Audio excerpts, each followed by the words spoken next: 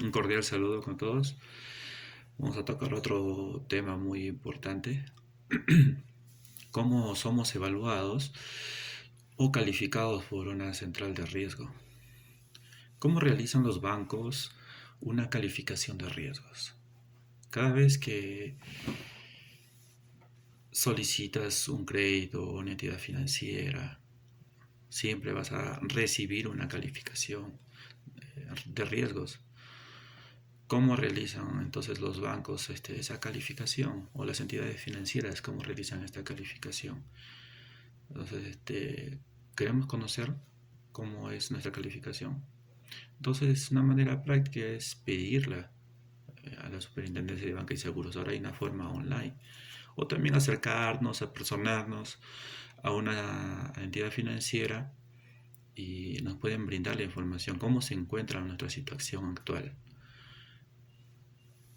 Es muy fácil, ¿no?, poder adquirir nuestra información. Y ojo que habíamos tocado el tema de que es pública nuestra información, entonces eso quiere decir de que cualquier persona puede acceder a la información de nuestra situación actual y cualquier también entidad privada. No tienes que ir a las oficinas necesariamente para poder adquirirla. Puedes hacerla desde tu computador o vía online, como decimos. Al mismo tiempo que tú puedes ahí ver todas las consultas, ¿no?, que hicieron respecto a ti también. La empresa donde quieres comprar, por ejemplo, un plan, igualmente como lo decíamos la vez pasada, quieres comprar un artefacto, igual te va a filtrar, va a ver cómo se encuentra tu situación actual, ¿no? Entonces, ellos van a indagar cómo estás en estos últimos años, cómo es tu comportamiento. Y eso hay que recordarlo, que nuestra situación es pública. Estamos ante los ojos de todos. ¿Cómo es posible esto, no? Por ley, todas las entidades financieras deben reportar mensualmente sus operaciones de crédito a la SBS. La razón es muy simple. Si tú tuvieras un banco, por ejemplo, ¿no?, y alguien que no conoces te solicita un crédito, ¿qué es lo que pedirías? O un amigo de repente, o más conocido, averiguarías algo de él. Entonces vas a pedir referencias, que es el primer punto, ¿no? Referenciar a la persona. Entonces, para que le puedas otorgar de repente un crédito, un préstamo, ¿no? Pero si sabes que está mal calificado, dudarías de otorgarle ese crédito. Es demasiado riesgo. Pero si, por ejemplo, la SBS, una central de riesgo, te indica que la calificación es buena, te brinda esa facilidad de informarte de esta persona, ¿realizarías negocio con esta persona? Lógicamente que sí. Por eso es bueno investigar la situación, ¿no?, de la persona con la cual estamos tratando.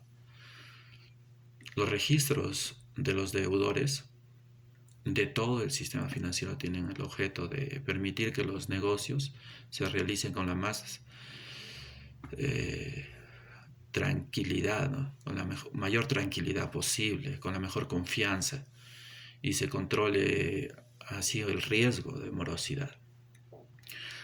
Entonces, esto es lo que permite a las centrales de riesgos SBS que no haya sobreendeudamientos con los clientes.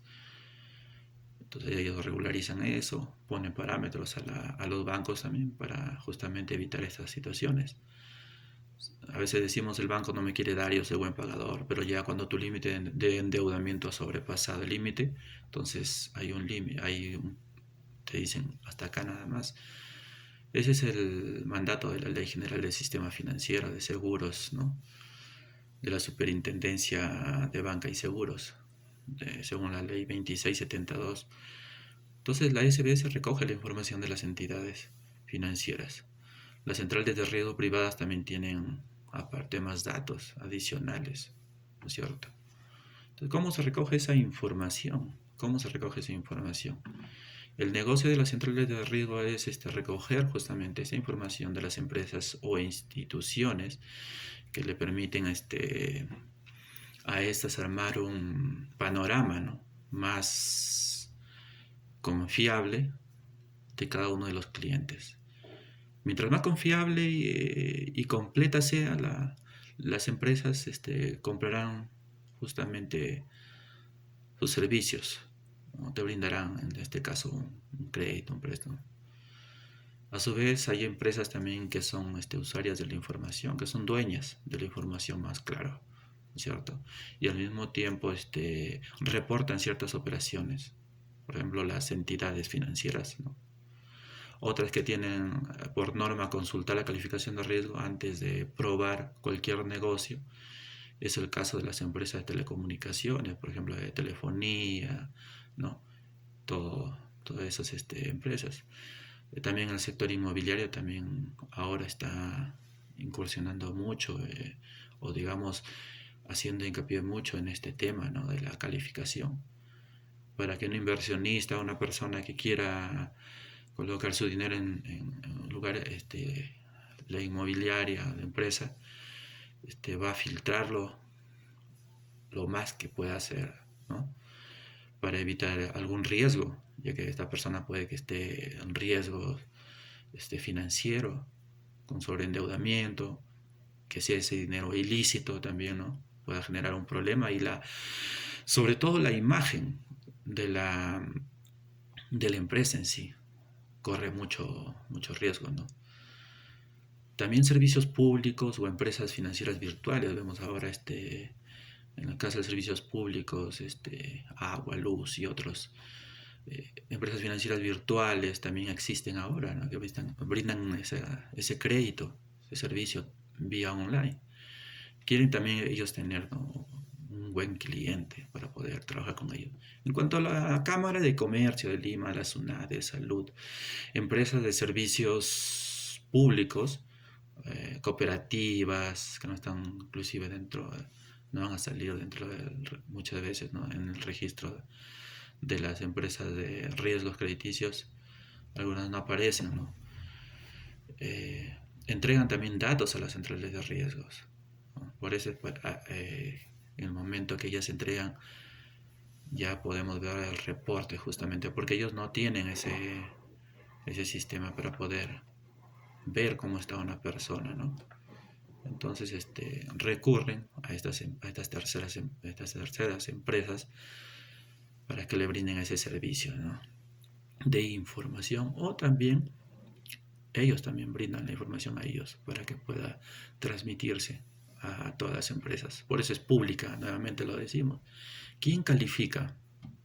En el caso de los registros de la SBS, también tienen lógicamente sus propios registros, ¿no? Los bancos son los responsables de la calificación de riesgo de sus clientes. O sea, los bancos le transmiten toda la información necesaria a la SBS para que ellas también le transmitan a las centrales de riesgos. La calificación la emiten con base en su propia experiencia. Pagó, no pagó cumplidamente la deuda, ¿no? ¿Hace cuánto tiempo también es en que está pagando esta persona? El monto de la deuda, cuántas están vinculadas, su aval, garante que respalde este crédito. Muchos puntos que se pueden ver en el sistema financiero hoy en día, porque es pública, como decíamos. Por su parte, las centrales de riesgo hacen su propia calificación, siendo muy diferente al de la SBS. Y vamos a conocer cómo lo realizan, ¿no? Las centrales de riesgo, cómo lo califican. Te califican de dos formas.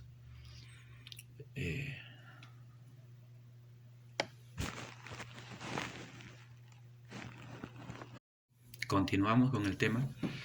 ¿Cómo somos calificados por las centrales de riesgo y la SBS, ¿no? En este caso estamos con lo de las centrales de riesgo, que son empresas privadas. Entonces ellos te van a calificar de tres formas, ¿no? Alto riesgo, cuando las deudas tienen un atraso significativo. El otro es mediano riesgo, cuando las deudas son de poco atraso. Y mínimo riesgo cuando las deudas no tienen vencimiento, o sea, perdón, no tienen días de vencido. paga puntualmente la persona, ¿no? No reportan deudas. Las centrales de riesgo tienen información que permiten entender claramente tu comportamiento financiero actual. Entonces, monto de cada crédito que tienes, cómo has pagado durante los 24 meses, cuántas entidades reportan datos de tu manejo financiero, inclusive un dato importante, que los bancos, por ejemplo, van a ver que si tú vas a solicitar un crédito a un lugar y ya lo has estado solicitando en otro lugar, están viendo qué banco ya, con qué bancos estás haciendo trámites. O si ya lo sacaste. Entonces, ven que te han filtrado otro banco, dice banco tal, está que lo ha filtrado a esta persona. Hay que llamar a mi contacto. Llaman y le dicen, ¿no? La persona ya solicitó el crédito, ha sido aprobado. Entonces, simplemente no te otorgan el crédito. Así de fácil.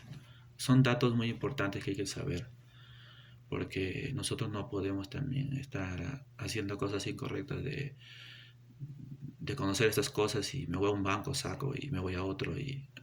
Porque muchas veces no se toma el analista la paciencia, no se toma de indagar, simplemente dice, un buen cliente, ¿no? Me aseguro mi crédito y llego a mis objetivos, a mi meta y simplemente le otorga el crédito sin haber analizado. Por eso es su trabajo, el analista o asesor tiene que asesorar correctamente, no endeudar al cliente, ¿no? Otro punto también es de qué deudas no has pagado a tiempo, qué líneas de crédito te han concedido. Eso también podemos ver, ¿no? Hay líneas que no han sido adquiridas. Y ya un alarmante es que el cliente fulano tal tiene 3 líneas en tales bancos. Voy a llamar. No, se ve no utilizada, pero como el sistema se renueva cada cierto tiempo, o sea, la información de, la, de riesgos crediticios se informa, tu calificación o historial se va a ir actualizando más claro. Entonces ellos van a ver que tienes 3 líneas de créditos. Entonces llaman para ver si han adquirido esas líneas, porque puede figurar en el sistema de que tiene pero no las ha utilizado, cuando esta persona ya requirió de todas y viene a este banco y saca, ¿no? Generando un problema para él mismo, ¿no? Porque se sobreendeuda. Entonces, esos son unos factores que a veces obviamos, pero son claros. Ese también es un punto que quiero tratar con algunas personas que se encuentren agobiadas y quieren salir del momento. Entonces, ¿cómo recurrir? Ese va a ser otro tema. Me hacen hincapié en ese punto para poder decirles cuando requerimos y no tenemos en el momento de dónde sacar para poder coberturar, sin perjudicarme, lógicamente. Continuamos. Si has pagado impuestos y servicios también va a figurar.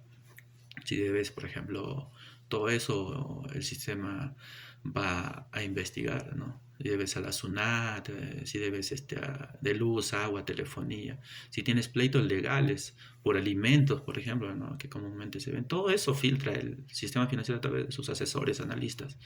En resumen, la mejor calificación de riesgos es un buen comportamiento financiero. Es lo mejor que podemos demostrar en el sistema. Y si no lo has hecho, estás a tiempo. ¿Quién no ha caído en un atraso, una deuda impagable?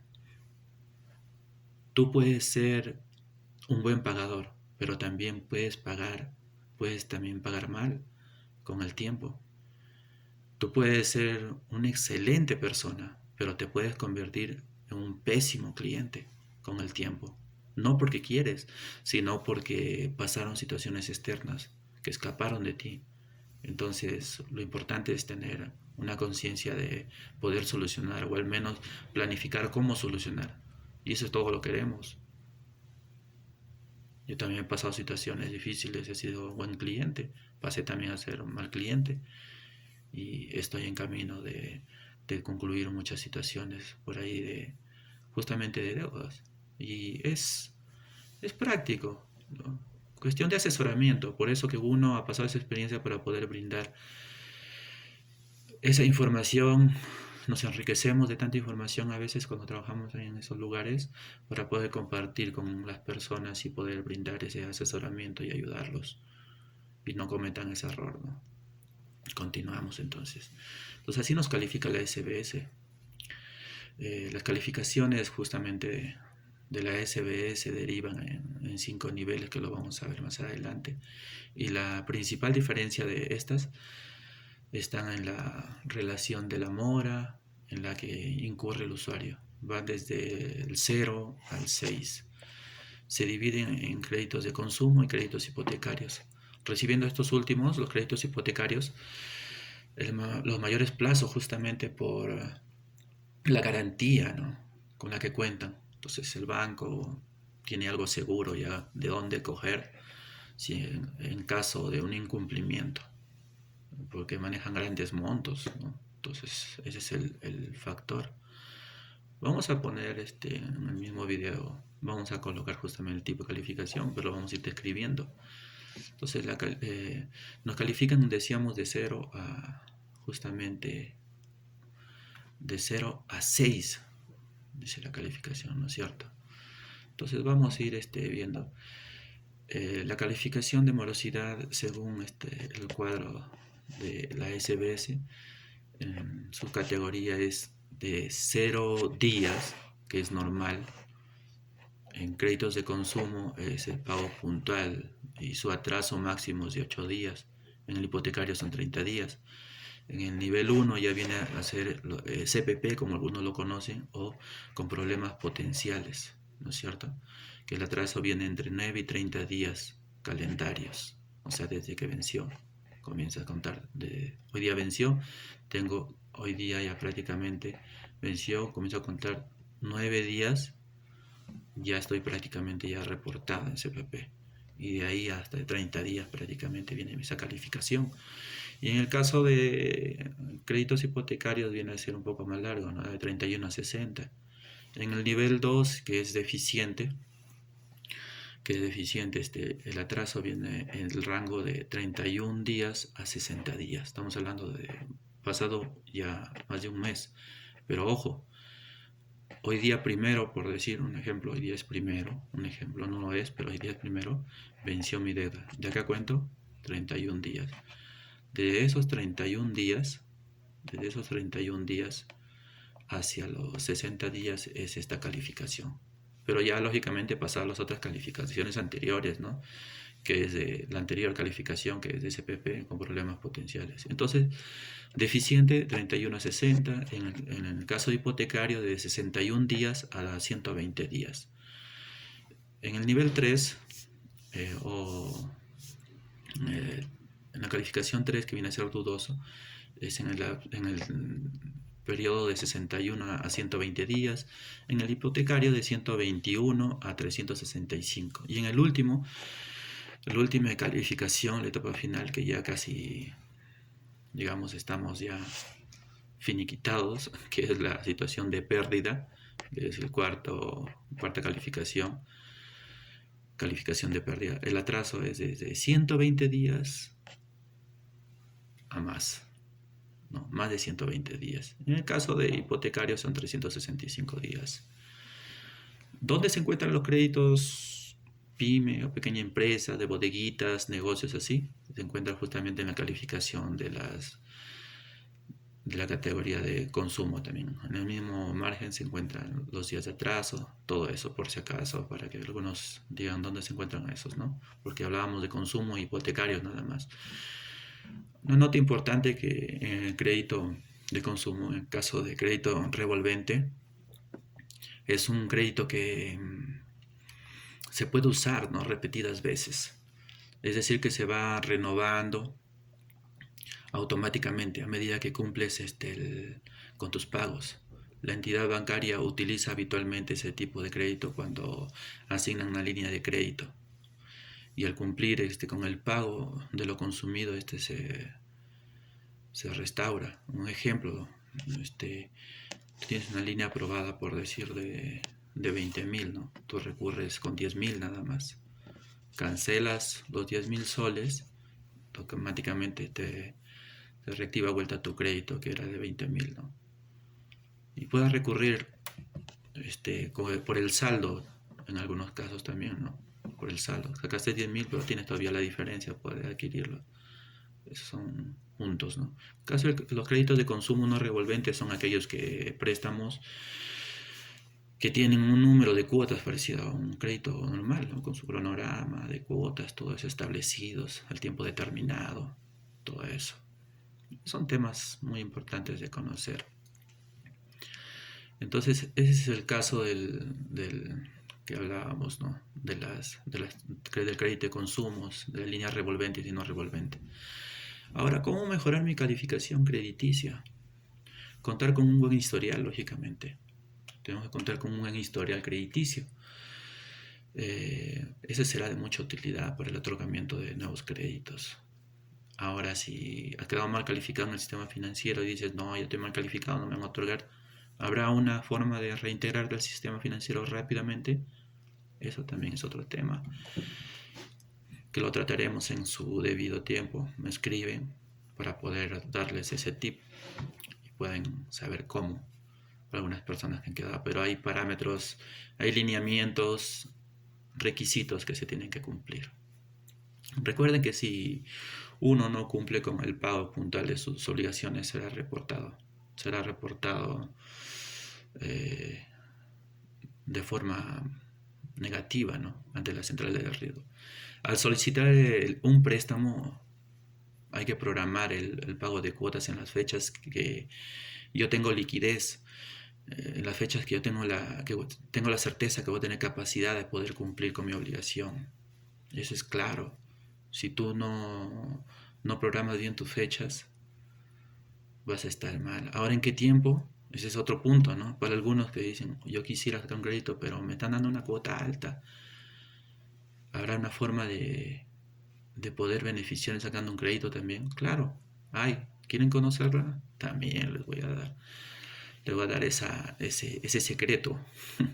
Pero vamos avanzando y primero entendiendo, ¿no? Lo básico para poder comprender más adelante, amigos.